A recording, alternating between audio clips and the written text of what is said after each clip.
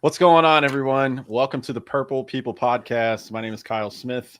It is Monday, November 22nd, and it's time to poo-poo on the Packers this week. And you know who I like to do that with the most? My two buddies here. Kyle West, how are you? I'm doing great. It's always fun after a Vikings victory, and especially when we beat the Packers. That's a twofer. It is. I'm very excited, and it's especially good when Packers Twitter is butthurt like they were today. They They hate were us. extremely sore today, and it was a lot of fun to read. And that's Adam Carlson up there in the top corner with his beautiful cat. Which one was that? Oh, that's Mew. He is not the one that loves to hang out in front of the camera, so he's just kind of laying next to the keyboard. I'm not going to hold him up again because he did not like that very much. I could tell. You did not look too pleased. Yeah, he's not old. that kind. He's old. Don't be picking him up, Adam. He is. He turns 20 in Holy cow. June. Solid. We're glad to still have you around, Mew. Keep trucking. Here's to the next 20. And this is the Vikings won, as I'm going to quote, their Super Bowl this week, huh? Yeah, that's according to Packers Twitter that this is our Super Bowl, which I mean, occasionally they're not wrong. We do act like that. Well, both Packers and Vikings fans look at these games between the two teams as being larger than any other regular season game. Mm-hmm. I mean, Packer fans can kind of play it down by saying that the Bears are their all-time rivals, but if you look up recent history, it is Green Bay, Minnesota, and the NFC North. Right on. I would agree with you there, Adam. I think, yeah, the Bears and the Packers played in the 2010 or maybe 2011, I forget, 2010 NFC Championship. So technically they had a closer encounter to a Super Bowl. But with Favre coming over to the Vikings in 2009, the Teddy Bridgewater and Adrian Peterson era, now the Kirk Cousins era, there's been way better competition there. And even before Favre got there, you had Gus Frerotte for a season. Adrian Peterson came in the league. The Vikings snuck in a division title there at some point, I think 2008. So it's been very close. This has very much been the Packers and Vikings division outside of one outlier year from Chicago here or there. But yeah, this was a great game. I think this was the most entertaining game of the weekend. And when the Vikings can pull out a 34-31 victory over another winning team 2 weeks in a row, they're starting to trend in the right direction.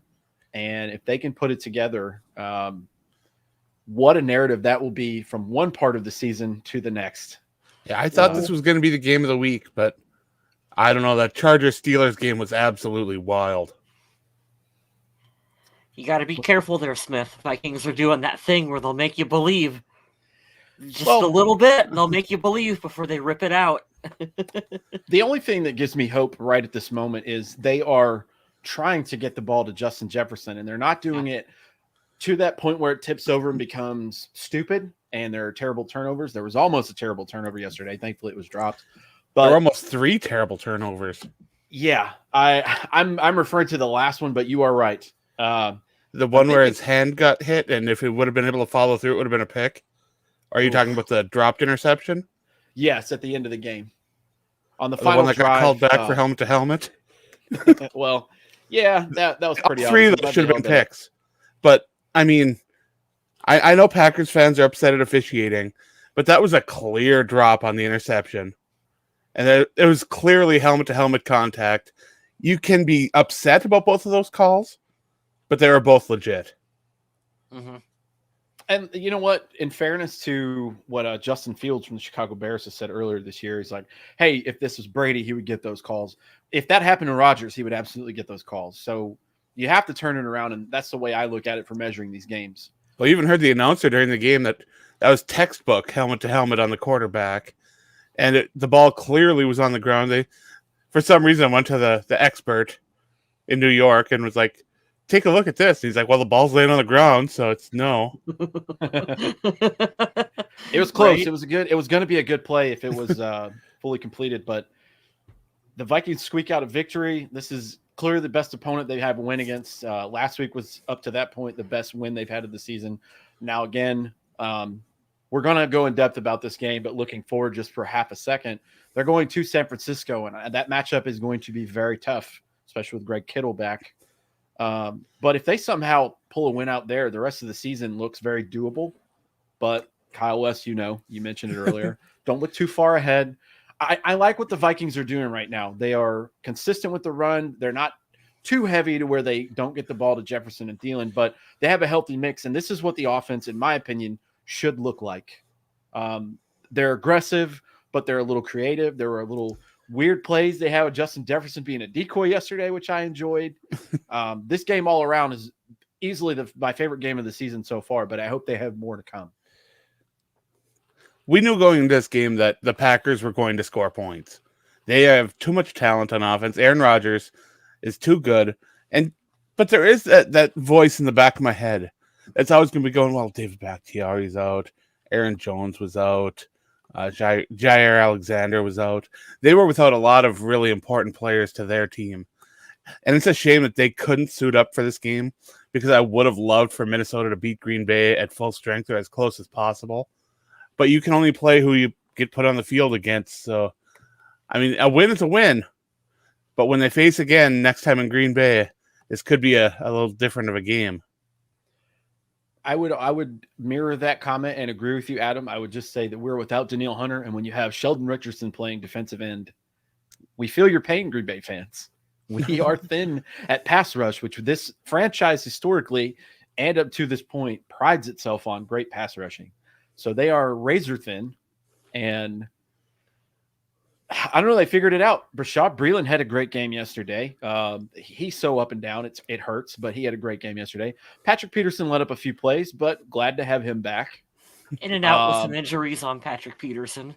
I think they kind of got to take a little easy with him. I think going down the stretch here. But Well, let's do game balls and donkeys now that we're here. I'll let you guys go first. Who was your favorite player yesterday and why? Got to be Justin Jefferson for me. It is so good to see the Vikings finally. Hey, we finally figured out.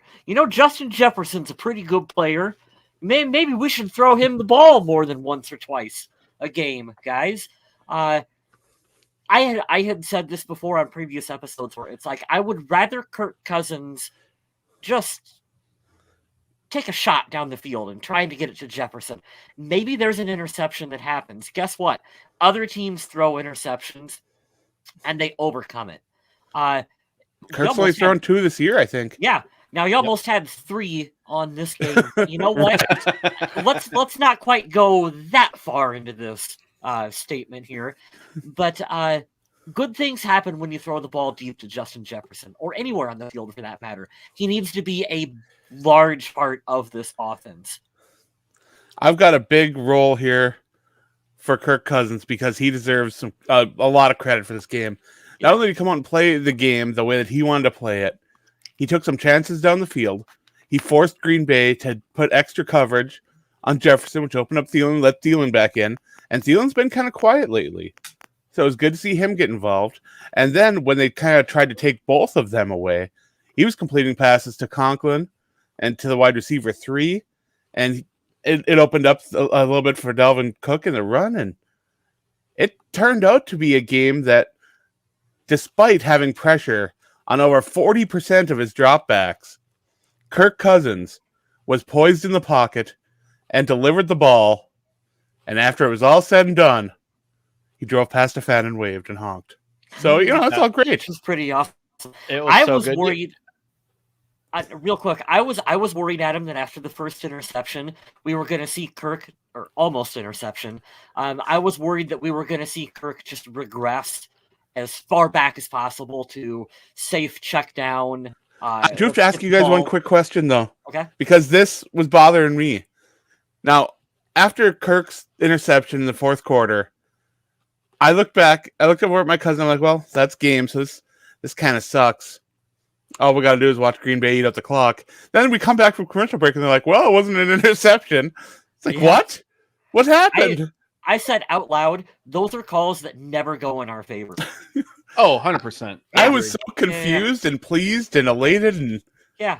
honestly, at that point, I wasn't sure if Kirk had any more magic to push the ball down the field because Right. he had used a lot of interesting plays and just absolute balling out, moving the ball down the field to get in range to try to score points. Because, oh man, that was such an exciting exchange at the end. And Kirk stood in there and gunned through it all. He deserves a lot of credit for sticking to it and for not regressing to, hey, I'm going to throw checkdowns to Tyler Conklin and 2 Did you yards see the screen interview passes to post CJ game Ham. where the guy asked him about checkdowns? He's getting my game ball for that answer. No, I didn't. What happened? After the game? Yeah, guy was saying, hey, throughout your career, a lot of people have been saying that you like to check down a lot, and now you're airing it out. What do you think? And he straight up said, if you know what you're talking about, you'll see in my 7-year career that I've thrown the ball long many, many times. And I love that so much. This is my favorite Kirk Cousins game. Where'd this Kirk come from? Well, it feels different. He's probably tired of hearing that shit, and like I said, I'm giving him my game ball too. This is my favorite Kirk Cousins game yet. I don't know if it's his best game yet, but he balled out 3 touchdowns, no picks, which is crazy because I want to flip this out for just a second. This is the best game Rodgers has had all season. He was on fire. He was very good yesterday, but the Vikings were ultimately smart. Thank God Dalvin Cook didn't pull whatever that running back was a couple years ago that accidentally scored. Oh, we got to talk about that too because that was funny.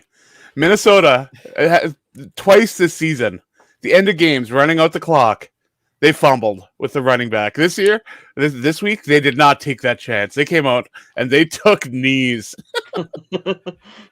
Dalvin Cook stops at the 7. They kneel. They wait till 2 seconds left. And obviously, I named the show this week after Greg the Leg, the new Greg the Leg, Joseph. Ain't too proud to Greg. I love that. I forgot to. And he made his short field goal. Yeah, and this could have been a different game if Green Bay's quarterback had made one of their short field goals that doinged off the post. I'm gonna disagree with you, Andrew. It's a pretty easy one for me on the day. Xavier Woods was not good in this game. There were fans on Twitter mid-game saying, "Can we rotate Cam Bynum in and let him sit down?" For me, it was Rashawn Gary, who was absolutely dominating Mason Cole, and I don't think it would have been any better with Garrett Bradbury in there. But that big man was eating up things in a big way. He was just running right up the gut, and there wasn't a lot that anyone could do. Green Bay has a damn good defensive line. There was one play where Darashaw just got pushed flat on his ass. Oh, yeah. Pancakes. The whole line was getting pushed around. I was going to go with Cole, too, as my donkey. Here this whole time, we've been praising him. Whoa, we need to start him. And then he comes out and has a kind of poopy game like that. So I give Luke over at Locked On Vikings a lot of credit. I've learned a lot of stuff listening to his show, but what he said, and I don't ever want to steal his stuff. I just have to throw it out there. But I listened today and he said, I didn't notice this. Maybe Adam, our offensive line guru, will tell us. But when Bradbury sets for a pass, he's very wide and he does that very, very intentionally. He's a smaller center. Yeah. And then the knock that I heard today on Cole, which I will look at going forward, is he's very late to get his hands up. And that's not good when you want to block a big person if your hands are down. So I'm going to pay attention to that going forward. But I think you have 2 quality centers. I don't think you have any superstar blue chippers there on this roster right now. But you have 2 interchangeable guys who aren't that far apart. So when fans start screaming, start him, don't do it because of one game. I don't know why the internet people want to see Wyatt Davis at center. I want to see him at guard and remove Oli Udoh for his troubles. And I like Oli, but he might be the Rashad Hill of the guards that we have. Maybe he's just a good swing guard, I don't know. Ezra Cleveland struggled, but I think overall he was good, especially in the run game. He was able to do a little bit of work. But, yeah, this was a game where Minnesota didn't really win the game in the trenches, especially when the Vikings were on offense. That pressure getting to Cousins was big. And the fact that Cousins was able to do what he did with so much pressure just blows my mind. Right. Yeah, I don't know if any of us circled this to be a win. I know Adam writes articles every week on why the Vikings will win, but I don't know that I believed in my heart that they were going to beat this team because... No, everything I had, I picked against the Vikings. And it's not because I don't think the Vikings are a good team. I know they've got a lot of really good pieces. But at this point where Green Bay came into this game with only 2 losses, it's hard to pick against a team that's been on that kind of a roll with players that have been making big plays. And coming into this game, too, Green Bay's defense was so good against the pass. Oh, yeah. And Minnesota came out and just dropped, 360? Passing yards, 341. 341. And he is nominated for FedEx Air Player of the Week. So if you want to head over to NFL.com and vote, you can get him a little trophy. I don't know what they get. Be a nice I little know they keepsake. donate to charity in his name. What do they get? Anything? Do they care? Does the player care that I they think won? Jefferson would care. I think he would love Well, that. yeah. But I don't know. Kirk, he might quietly care, but he just wants to win. I'm happy for him this game. I'm very, very happy. Going down for the play-by-play, this game started out really boring. It started out 3-0, 3-3. Minnesota gets a touchdown. Mason Crosby quietly sucks this year. Missed another field goal. They had his stats up yesterday. He was like 2 for 6 in the last 8. When that kick hit the bar, me and my nephew looked at each other like, what? Because it wasn't even that far of a kick. Yeah. Another stat that came up. Here it is again. The next score was made it 16-3 Minnesota. Minnesota has led by 7 points or more in every game this season, and they are only 500. So that's not a good stat to have, but they found their way on the winning side. What I like and what you try to do every week, at least if you're a coach, is try to not get the ball to start the game, get the ball at the end of the first half, get the ball in the second half to start, and just double up points. Right. Unfortunately, they punted. There was the end of the half, but they got a touchdown right out of the gate after the half was over. Touchdown, punt, touchdown, field goal. And it was nice. I think that they were very smart to not let Aaron Rodgers come back on the field. That was very smart of them because he was on fire yesterday. But ultimately, the Vikings only punted 3 times. Yeah.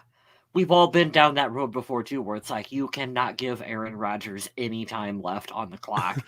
Because also he is one of the top quarterbacks for just throwing that Hail Mary pass at the end of the game and having that magic come down and like work in his favor, too. So you know what I thought of in that situation, Kyle? That one Green Bay fan that was in Dallas is like, you left 37 seconds on the clock. It's like, there's still too much time. Yeah.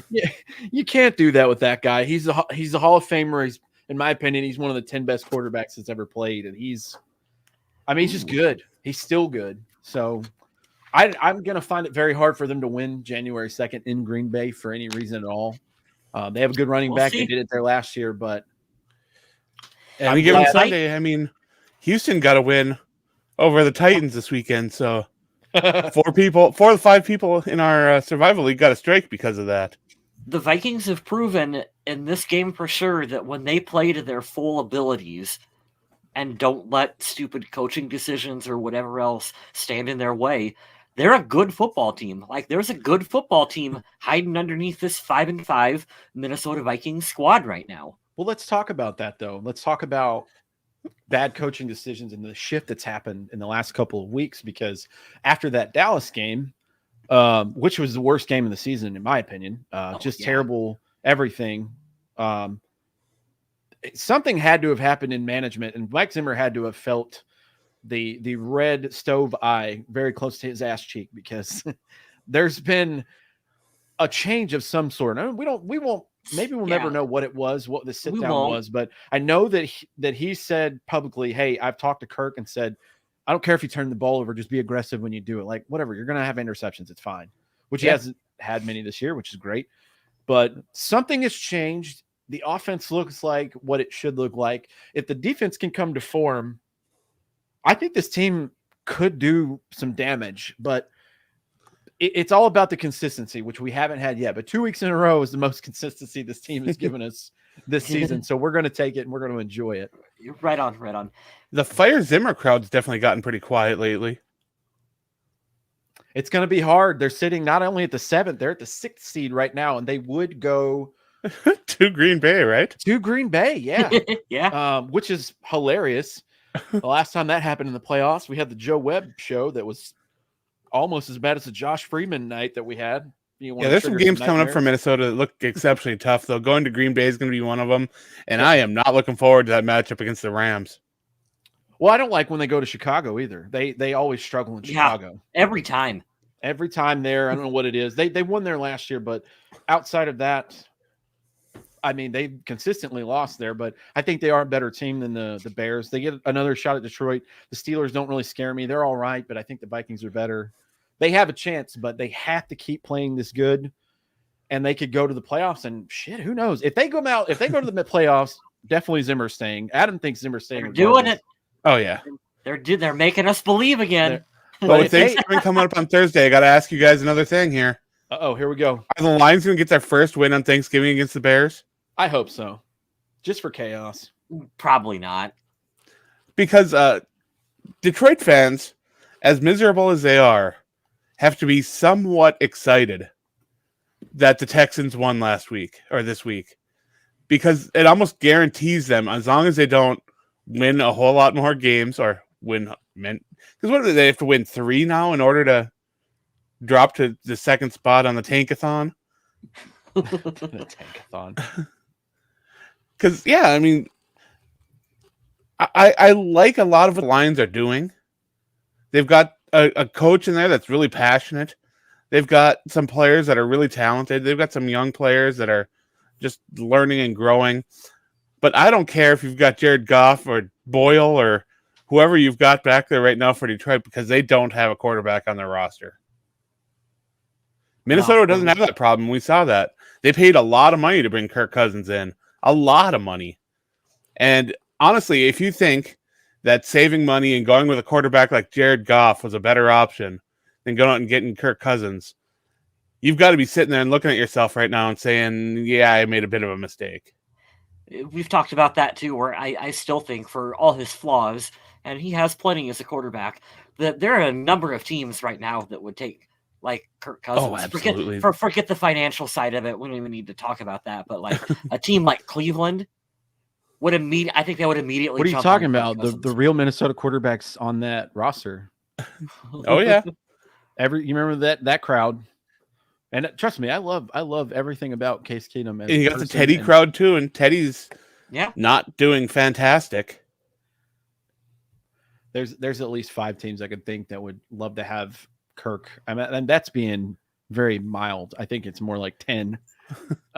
He's playing well. This is the best season he's had of his career so far. As long as he doesn't have a complete meltdown, this will be his best season statistically. He's won a playoff game with Minnesota, so we'll see. I don't know where we're going. I'm not trying to look too far ahead, but right now it's cool. Vikings sit at the 6 out of 7 playoff teams with this win. Carolina lost, so they're out of the shuffle. Right now, Tampa Bay and the Giants are playing, so unless there's a major upset there, probably going to stay the same. You know, he said, I want Heineken back.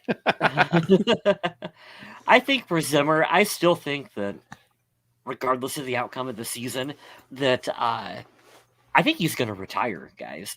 He very well could retire. He'll retire before they fire him, probably. I think that's the likely outcome, is that Mike Zimmer retires after this season. Just kind of based on, what was that comment that you said his daughter posted on social media? I love Courtney. She's very sweet. I think that's her name. God, if that's not, I'm sorry. She ain't listening. I'll have she's not listening to the show. Yeah. But yeah, she posts some messages sometimes. Like yesterday, I took a screenshot. We shouldn't say that. We have had family members of Vikings listen to us before too, so and they were not happy with some of the things that we were saying. No. Yeah, I think that I don't know why this is not taking this stuff down. I don't like that. Sorry, Thomas. There we go. Yeah, she posted a photo after I think the Dallas game. Yeah. You know, said something about his grandsons are the only thing that make him happy anymore. This is weird because putting out information, but she has it out on her Instagram, so it's not that weird. But I think Zim is flying her and her husband out to in a private jet, because it was a very nice small plane she was on. But they went to see yesterday, and even before the night was over, you know, Mike Zimmer's holding 2 grandchildren up and smiling real big, so that was cool. I'm sure it felt extra special after a win. That's what I mean. Like, to me, that seems like a.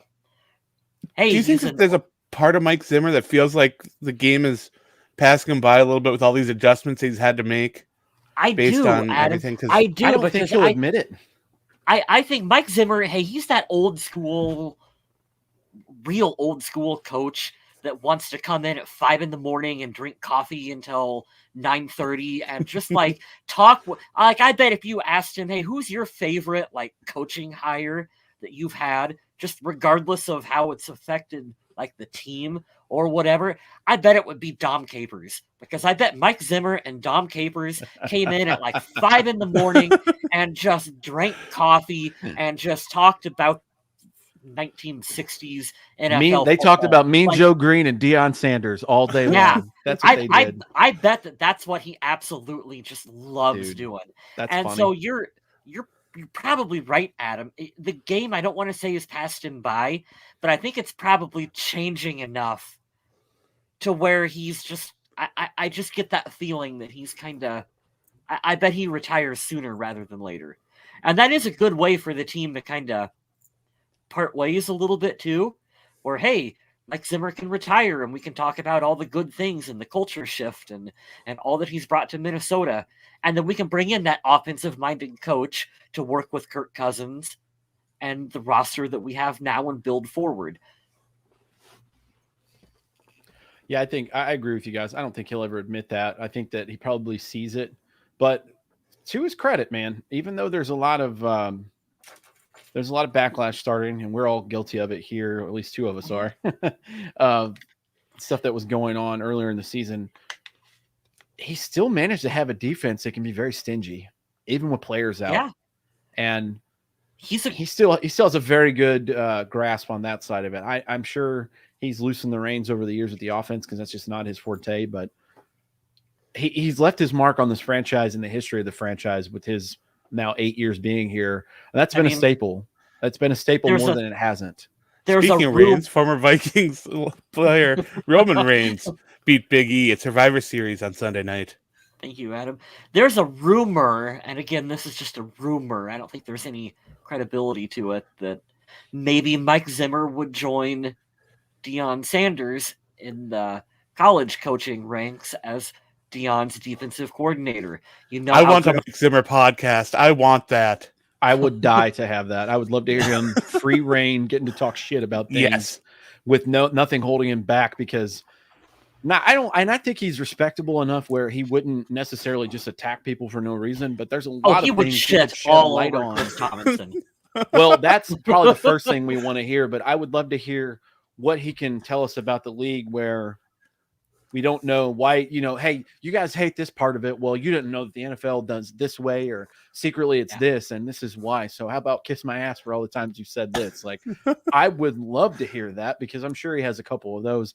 I'm thinking about random days and plays where he could just go back and bitch about something. Like, remember a couple years ago, like 4 or 5 years ago, when there was a problem with the clock in Chicago, and he was like, yeah, the clock messed up today. Not sure how that happens at $1 million stadium or whatever. And it's like, that's the guy I want to hear unfiltered for 30 minutes once a week. That's such a good idea. Loved all that when he was on Hard Knocks too. He made that show entertaining, and I don't even watch a lot of Hard Knocks, but I went back and watched his. It's my favorite rant. I like the Xavier Rhodes, you're always hurt corner at Mankato at 7-Eleven or whatever, but that was my intro to Mike Zimmer. What Adam's talking about is like, just eyes bugged out. He's like, I told you this quarterback likes to run. Keep him in the fucking pocket. Like, God. To be honest, I know he's the head coach of the team, and you have to have a different mentality, whatever, be more professional with the media.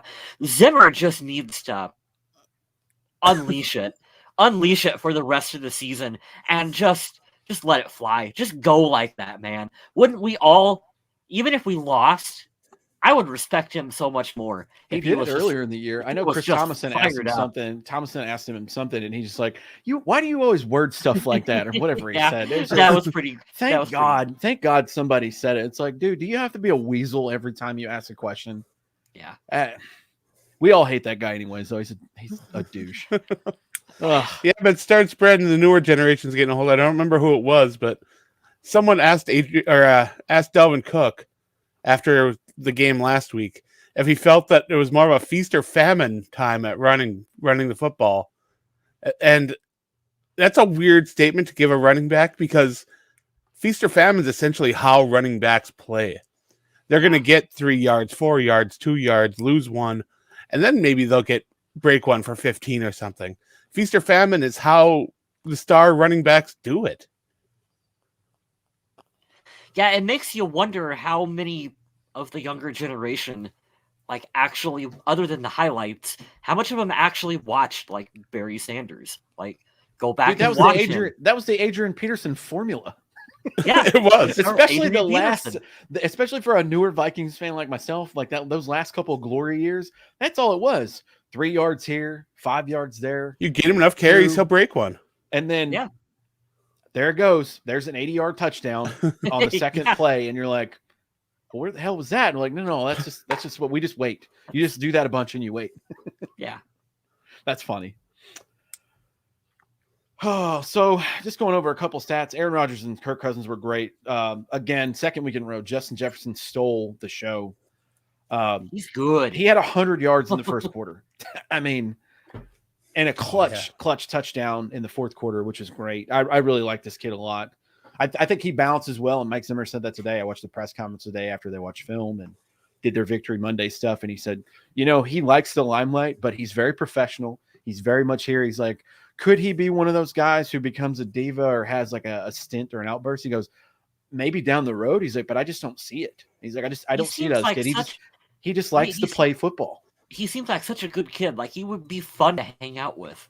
Like, I just get that vibe from talking to him. We'd be like, hey, you want to go play Call of Duty or I don't know. If 96 questions came around now, Oh. and they asked them which member of the Vikings that the players didn't want their sister to date, you don't think they'd say Justin Jefferson? You know what? I have a feeling it's going to go defensively now. You know who's a clown on the team? Chris Boyd.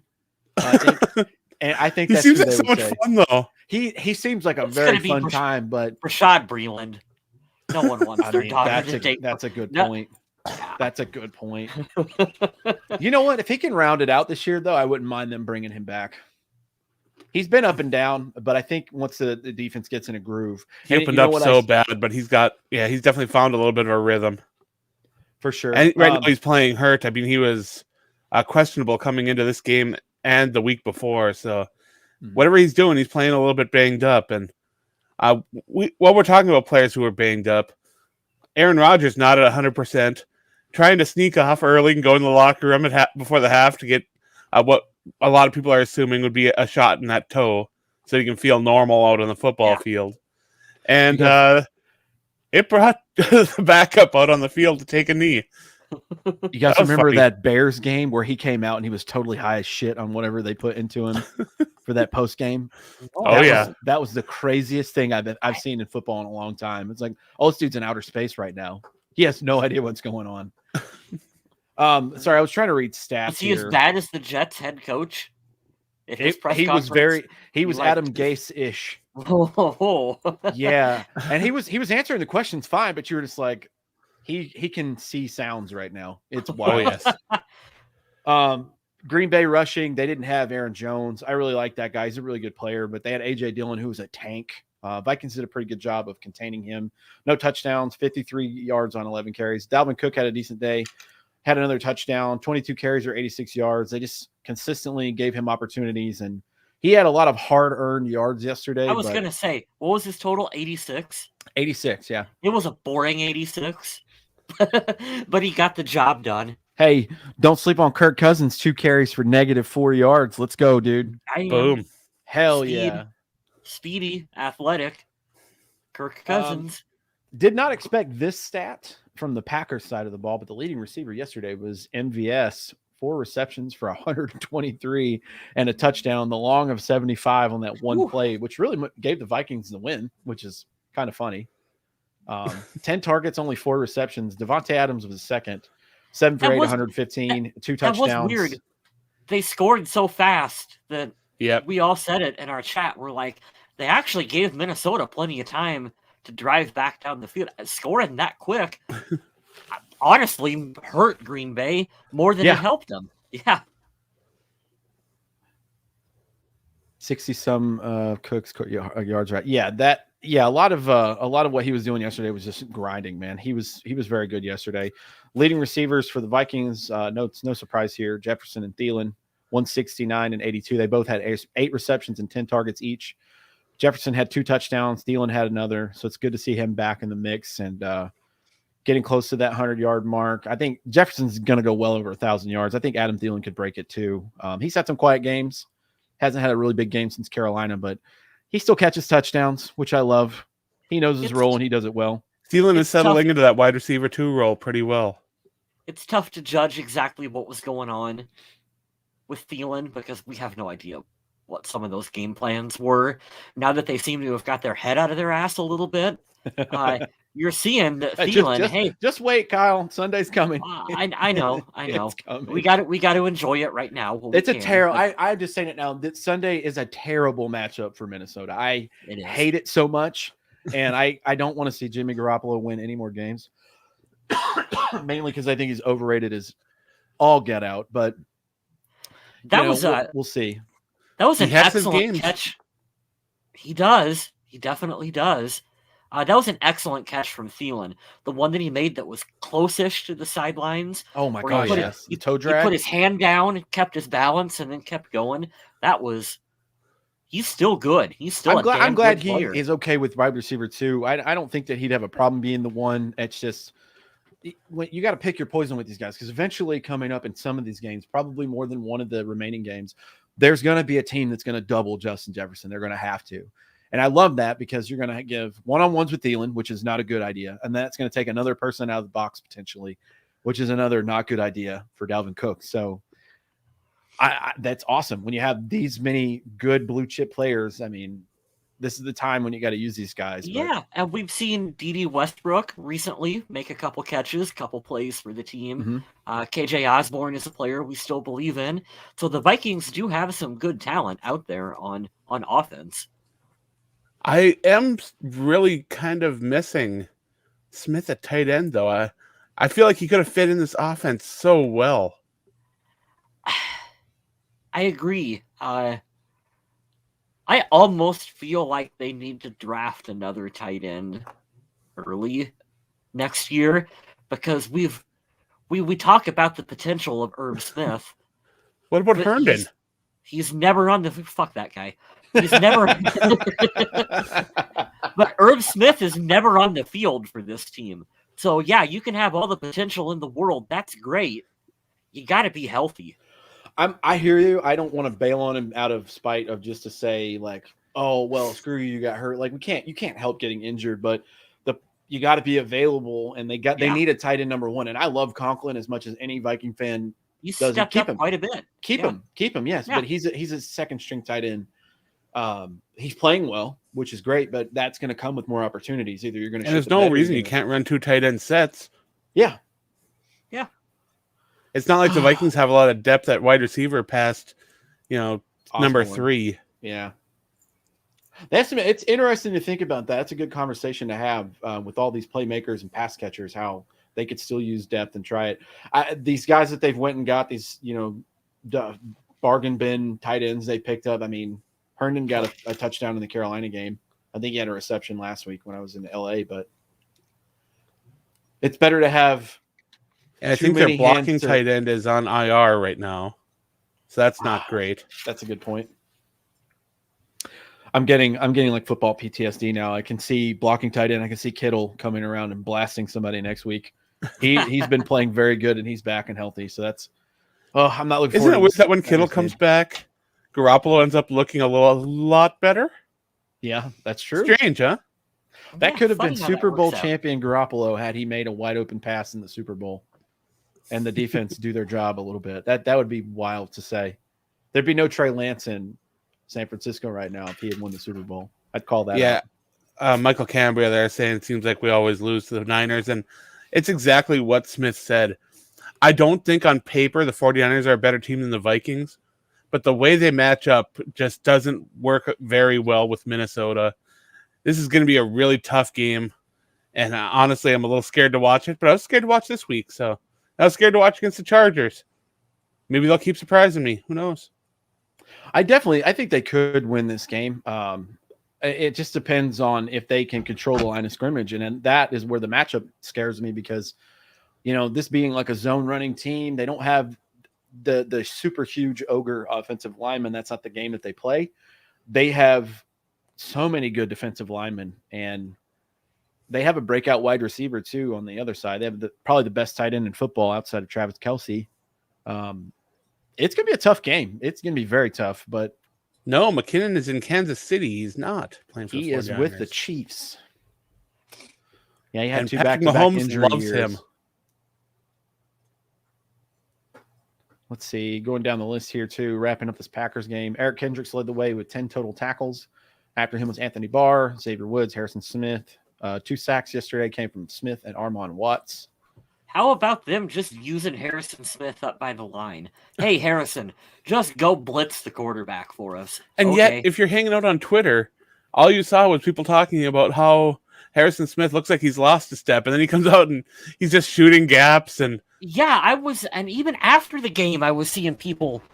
Well, I still don't know why Harrison Smith is on the field. I'm like, you didn't fucking see the way he was playing? To quote a great Minnesota quarterback of recent, if you know what you're talking about, which none of Twitter does. You have no idea what you're talking about. Vikings Twitter is so fun to watch during the game because you see that roller coaster of emotions, and it's a blast to watch. It really is. Special team stats to wrap this up. Kine and Wangwu had 1 for 15. Dede Westbrook 1 for 8. Greg Joseph 2 of 2 in field goals and 2 of them 3 on extra points. Jordan Berry only punted 3 times, and inside the 20 he had 125 yards. He had a 47-yard banger for the longest. So what a classic game. This is a classic Packers Vikings game, and hey, that's recent 2 years in a row. This might be one of my favorite Vikings Packers games. Like, that was an exciting football game to watch. It was very exciting. It's hard for me to top that opener at US Bank Stadium that I was at when with Trey Waynes getting that pick to close it out. That will always be my favorite Vikings Packers game just because I was there for it. But when I was watching at home, this game turned into a modern classic.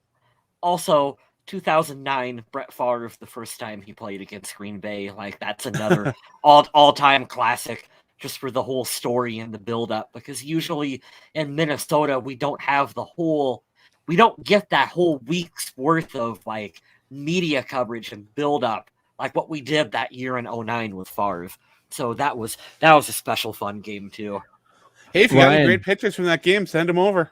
He had a great photo I saw on Instagram. I think it was in your story. He said, wow, this place is so loud, but not loud enough for the lady in the nosebleeds behind him to be sleeping at the game.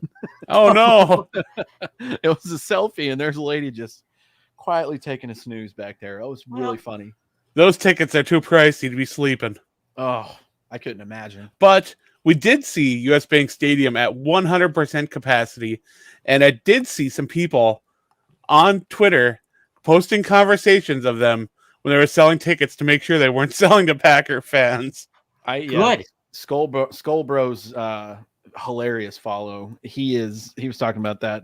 I don't know how true it is. I feel like it is, but you can never truly confirm. It was like, I'd like to buy some tickets. Cool. Who's going? These people. Any Packer fans? Like, yeah, my wife's a Packer fan. Like, sorry, I'm not selling to you. No, that's legit. Like, I feel hilarious. Like there's been a number of years that it feels like there have been more Packer fans. And I was really worried because there was that period of time there where the Vikings record wasn't good. And I thought, okay, well, Vikings fans might be kind of selling off their tickets, trying to get a premium for them before the Vikings-Packers game. Dumping Chicago tickets up here. I would like, yes, if you would like to buy 2 tickets for the Chicago game, the very last of the season, please hit me up because I would like to make my money back on those. And with that Chicago Bears game, the day before in Minneapolis, you can go watch the new WrestlePalooza. And that's going to be really good. That's a major event, and it's usually a lot of fun at First Avenue. So if you want to make a weekend of it, you can have a lot of fun. That sounds like a blast. Let's pull up the Niners record real quick, talk about them and preview this game. So the San Francisco 49ers are also 5-5. They are 1-4 at home, which is, wow, that is shocking to read out loud. I did not know that. They are currently on a 2-game win streak like us. They are 4-1 away, and that's all they tell me about the conference. They don't say anything. They're 3rd in their division. So their division is brutal. It's the best division in football. It's got to be. And that's saying a lot because there are a lot of teams in the AFC right now. I'm looking at the AFC West, all 500 or better. AFC North, all winning records or better. It's wild. Oh, yeah. And then we got the Lions. Yeah, thanks for bringing the class average down there, Detroit. Jerks. But the Lions have not lost every game, so thumbs up on that. The Bears have lost 5 in a row. Holy crap. Oh, I've seen a post where they were discussing which NFL cities, should get a team if they expand, if we do an expansion. And Detroit was at the top of the list for people being like, Detroit deserves an NFL team. I really hope they don't do more teams. It's just going to dilute everything. A bunch of these franchises still don't have a trophy, and you're just going to add, 8 more? That's stupid. I hate it so much. I also saw the argument that there aren't enough good quarterbacks in the world to make that many more teams entertaining. Also, I don't want to lose players from our roster to expansion. Well, they're just teams. trying to do it's so collegey. It's just like let college be college and let the NFL be the NFL. Yeah. And if you can't figure, that's the other thing too. And I know this is easier said than done. I'm not a CEO. I'm not a billionaire. Blah blah blah. But it's like, look how well ran the Dallas Cowboys are and how profitable they are. Yeah, they don't have any championships of late, but they have a bunch of titles. Blah blah blah. If you can't fix that solution is not to add more. If you can't fix it all the way around the league, like take for example, and I feel so bad, but I saw this the other day on Pat McAfee. The Ravens practice field looks like dog shit. Oh, it's bad. You have to look at that. Look at the Bengals stadium and facilities. Dog shit. How many Washington's players? Field, dog shit. Yes. Fix the 32 that you have. I know some of them you really don't have to worry about. Like I just went to the new Chargers and Rams stadium. It's elite. Viking Stadium elite. Cowboys Stadium elite. But fix the ones that need fixing first. I hate that idea and argument. I could go on a rant for that forever, but yeah. Oof. Andrew, you have to say last names here. There are 2 Kyles. Because I want to steal this LOL from Wes, but you have to give it to me. Well, I'm going to take it because I am going by Kyle today. That's made up my mind. Oh, yeah. We'll get you a Monster Energy drink. And I can punch through a wall and we're all good. You can punch some drywall. And a tap-out shirt, and you'll be good to go. Oh, it's not Ed Hardy anymore? It could. Maybe. Do those still exist? Maybe it'd be a fusion. That would be really good. But yeah, talking about the Niners, they are 5-5 as well. This is a competitive team in a very tough division. Weird to see the Seahawks at the bottom for once. They are having a terrible year. Rams are looking good. Cardinals are looking great. Yeah, it's going to be a tough matchup. I don't really believe in Jimmy Garoppolo, but he has the team around him to help kind of even out the average there, as we say. Oh, that's funny. It'd be the most Vikings thing to come out after this awesome performance and just be like, well, time to get CJ Ham involved as the focal point again of this year offense. Can we stop doing was there a sweep or something with him? I love CJ Ham, but if he's not just straight blocking or doing some weird thing in the end zone to catch a pass, don't send the slower, tanky guy. I don't mind a fullback dive here and there. Yeah. CJ Ham, hey, he's an excellent fullback. He's an excellent blocker. He's really good at what he does. I don't want to knock on him too much here, but all right, let's get the Survival League update in here pretty quick because this is a pretty easy one. There were 6 teams active for this week, and honestly, 5 of them got strikes for picking the Tennessee Titans to beat the Houston Texans. That didn't happen. So now 2 teams are eliminated. Sorry to Logan's legit pick set and mind-blowing Vikings picks. But we do still have Aussie Viking, Jake 94, and Zim Reapers hanging in there with 2 strikes apiece now. The leader right now, with no strikes whatsoever, has Tampa Bay tonight, and that's Ain't Throwing Darts. So they're hanging in there looking real good right now. If you're a betting man, Ain't Throwing Darts is the one to put your money on. Andrew, I second that too. I like watching Pete Carroll lose. He said how much is what I like watch. Well, Harbaugh loses to big competition a lot. If you're talking about Jim, I don't know. I like Pete Carroll. He's old. I wanted to like Pete He gets Carroll, cheap but coffee at McDonald's. whatever I hear the guys from the Seahawks talking about him not taking ownership for that call, which Russell Wilson could have audibled, that would have been smart. But yeah, that was rough. I'm like, hey, I forget that I ruined a Super Bowl for us real It's quick. the way your mother likes it, Trebek. That's a good reference.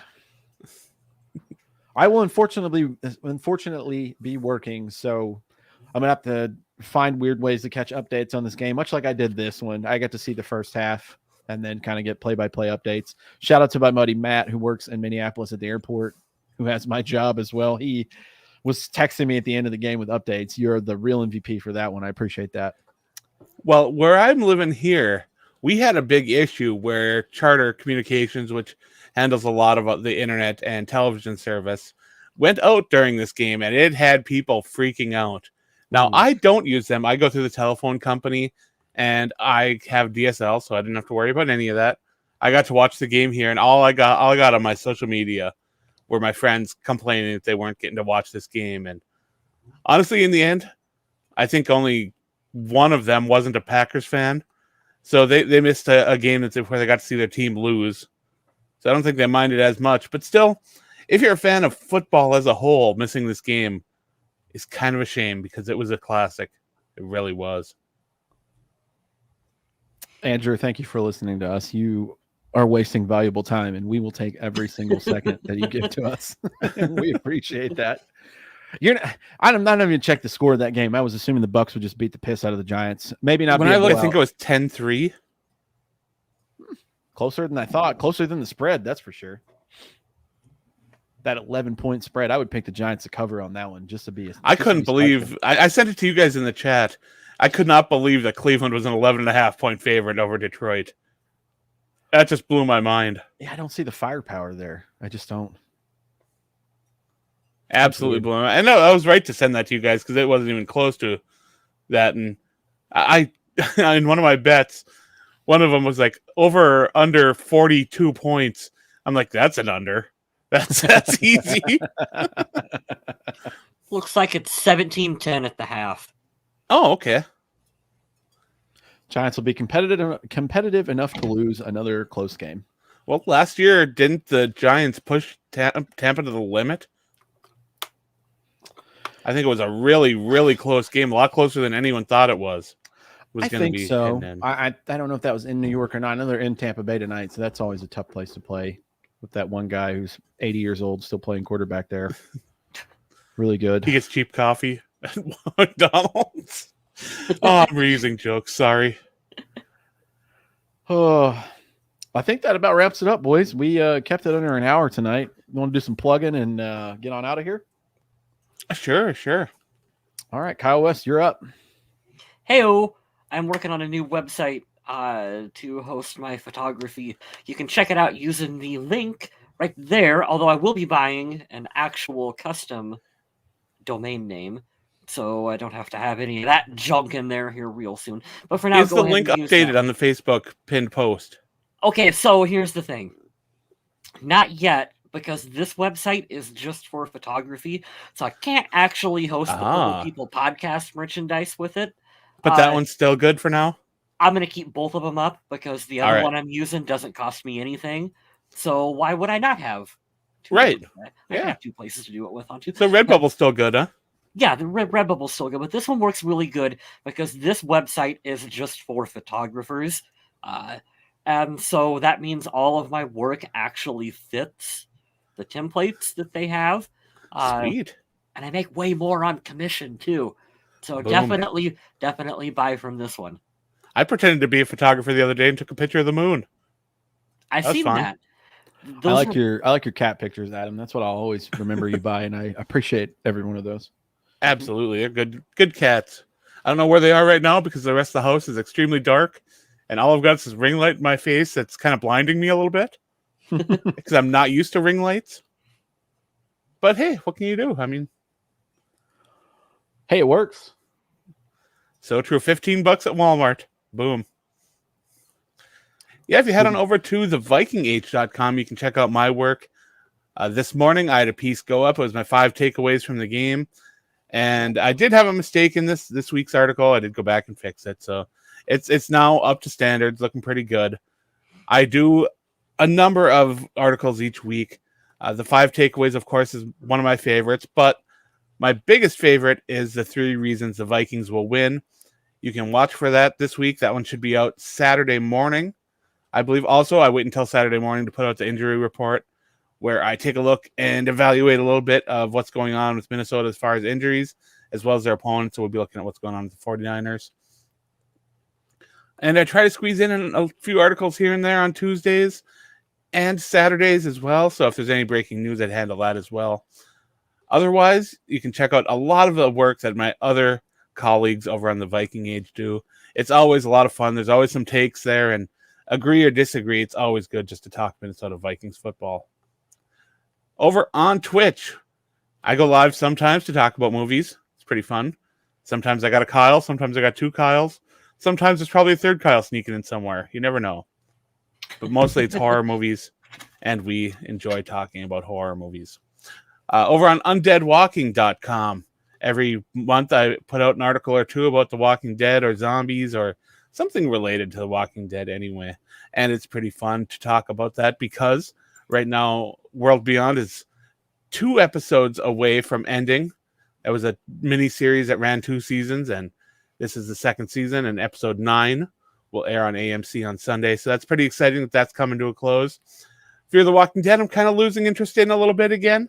Needs to give me that shot in the arm to get me jolted, but they have a lot of talented actors on there, and it could bounce back for me pretty soon. And of course, The Walking Dead is in its final season, and we're going to have that spin-off with Carol and Daryl coming pretty soon, as well as the Rick Grimes movies. It's going to be fun. Andrew, you have to pay extra for that. That is true. It's premium content, Adam Carlson page. Oh, I am on social media, and that is my handle. And if you would like to send me a friend request, I would probably accept it. We can talk about football and dogs and which social medias would that be? Instagram. You can find me there. I'm on TikTok. I like to send funny videos there. Is there anything else? Oh, the Twitter. I am on the Twitter machine. It comes and goes in waves. Some days I'm on there firing stuff out into the void, and then the other days I am quiet. So we could be friends on there if you'd like. Nothing more. Yeah, I'm not that committed. I'm not ready for that. There's no benefits. He's still discovering himself. I'm just working on me, you know. It's a joke, but it's true. Take that time to work on yourself. Learn to love yourself, because it's important to love yourself and enjoy yourself as many opportunities as you can, and not in that dirty way, Mr. Smith. Back away from that microphone. Can I interject here? I want to say something on a serious note, because it's coming up on a time of year that's going to be pretty sad for me. And I know, Adam, you know this pain a lot, and I want to just get it out there and put positive vibes out there on any way that the internet will let me say this. Check up on your friends and your loved ones that you still care about. The holidays are tough. This will be the first one without my mother from last year, and it's I'm trying not to let it creep in, but it's unavoidable. And I just hope that all of you have safe travels. I will be working at the airport here in Charlotte, and I know it's going to be busy tomorrow and Wednesday. If you're traveling, be safe, especially if you're driving. Don't speed, don't text and drive, don't drink and drive, but enjoy time with your family and your loved ones. And all that season changing stuff, it's all kind of weird, and things are getting darker sooner now. So just try to get some positive vibes out there and enjoy the company around you with your friends and your family. Just wanted to throw that out for everyone. If you're separated by your loved ones, don't be afraid to reach out. I know Thanksgiving can be a tough time. And if you're stuck by yourself, call up your friends, even go on social media and talk to some of the people that you chat with regularly, and make sure that those spirits stay lifted, because it can be a really tough time. The holidays aren't easy for me, as you guys probably know if you're regulars of the show. So, yeah, I mean, it can be a tough time. So please take any resources you can use, whether it's a help phone line or it's looking out for your family members or reaching out when you're feeling down. Just do what you have to do, because, man, it's hard out there these days. It really is. I'll probably post it just because it's cheesy enough and corny enough. It still inspires me. But I saw a meme, I guess it would be, or just a template for a quote. But it says, "I'd rather listen to your story than hear about your funeral or attend your funeral." So yeah, reach out, and that includes us. You want to talk to us? You're feeling lonely or down? Shoot us a message on the page. We'll try to help you get through it. And yeah, just want to send. I know it's kind of dark and gloomy exiting the show, but we're trying to project positive vibes out there. Absolutely. It's a lot of good stuff to be had in the holidays. So take time to rest, recharge, do whatever. And man, 2021's almost over. That's weird. We need as many Vikings fans around here as possible. So that's our goal. Keep them going. Andrew, you can shoot me a message. We'll talk dog stuff. That's really cool. It's good that you give your dog a task. I'm trying to get my pet to do that here, but he's a really good floor mat, I guess. I think he's found his calling. He doesn't pay the bills like the other one, so we got to find him a job. But we'll be back next week, and we're going to talk about that game against the 49ers and preview whatever game it is against whoever's after that. That's me being prepared right there. So 1 week at a time. Again. Hey, 1 week at a time, Adam. That's what it is. No reason to look past the 49ers. I know the Steelers are coming up somewhere in there. You got a Bears in there sprinkled in. Some Lions and Packers later on. I don't know. Thanks, Michael. I appreciate that too. Didn't want to overlook that. But yeah, thanks again to everyone who showed up in the chat and interacted. That's so cool that you're able to do that. Hey, what is that new location that we're on now that I messaged you guys about? I forgot what it was. Yeah, we are now on iHeartRadio. So that's wild. We weren't there before, so now we are there, including Spotify, Podomatic, and iTunes, and I don't even know what else. But we are pretty much everywhere. And if you go to somewhere where podcasts are and we aren't there, let me know. I'll see about getting us on there. We can infiltrate your house. Do it slowly. It's gonna happen. But yeah, make sure to like, subscribe, comment, rate, tell your friends. Do whatever you want to do, because guess what? This show gets better the more Vikings fans that we have interacting with us. And we'd love to have this thing hopping just a mile a minute. And you can catch us on when we go live. We are on Facebook, on the YouTube live, and I believe, are on Twitch now, right? We have Twitch. I have your Twitch up this week. I'm not sure Excellent. how consistent we want to be with the other Twitch because it doesn't have. No, I think we're going to delete that one. Yeah, we'll keep yours up, and it'll get you a following too for other outlets for you, which I think that's a really cool element. Mm-hmm. Absolutely. So yeah, if you catch those shows live, that's awesome. If not, the full catalog is on YouTube, and you can go to those other locations and listen to wherever podcasts are found. Thanks again, and remember to stay classy, Minnesota.